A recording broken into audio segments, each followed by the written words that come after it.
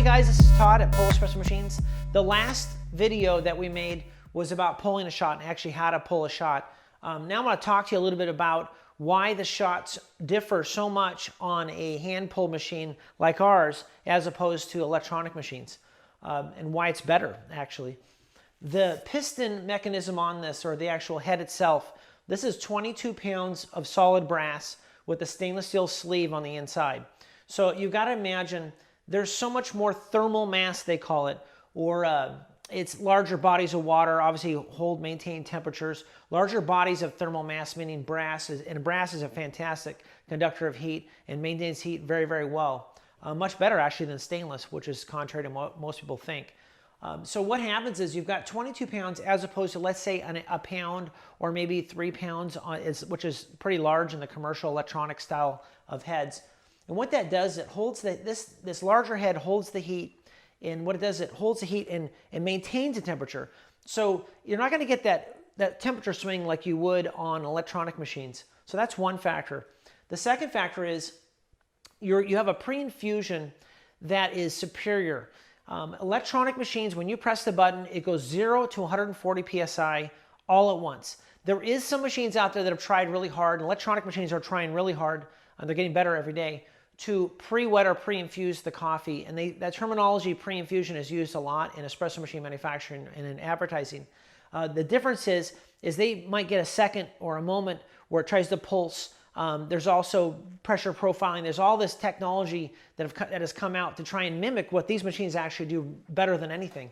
The way that ours work, it doesn't go to 0 to 140 or even a couple different graduated marks. What it does is it goes from 0 to 20 psi very slowly and gradually.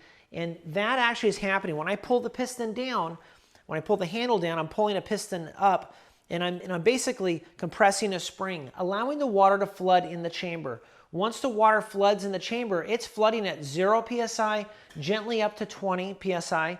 Then when I release the handle up in the up position, I'm uncompressing the spring and I'm allowing the spring to push the coffee through or push the piston down. What happens then is it gently extracts and goes from 0 to 20, then from 20 to 140 psi. Electronic machines just can't do that. They struggle with trying to pre-infuse and pre-wet. Also, our machine has 5 ports or 5 entries in which the water floods the chamber. As opposed to an electronic machine, it only uses one single tiny pinhole. And when that pinhole hits a screen or a diffuser block, what they're trying to do is they're trying to get it to disperse the water and make the water shower or evenly extract the coffee. Ours does it very, very easily. The only analogy that I've been able to come up with that kind of makes sense to most people is a syringe. And I hate to use it because it doesn't sound very good, but it's the best way to explain it. A syringe, you pull it up, you draw an exact volume of water. These machines actually draw an exact amount of water just like a syringe.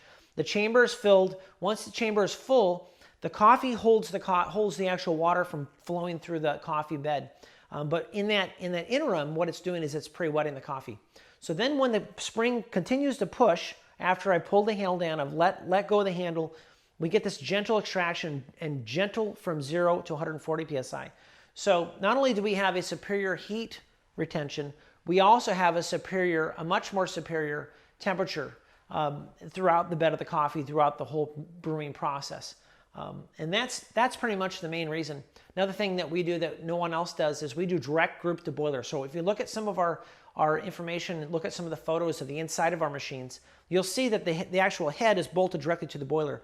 We actually silver solder the head to a flange, and that flange is connected to the boiler. So we have a heat transfer. We're not using copper lines or stainless steel lines. We're using copper boiler also, which is a better heat transfer than the stainless, like as I said before.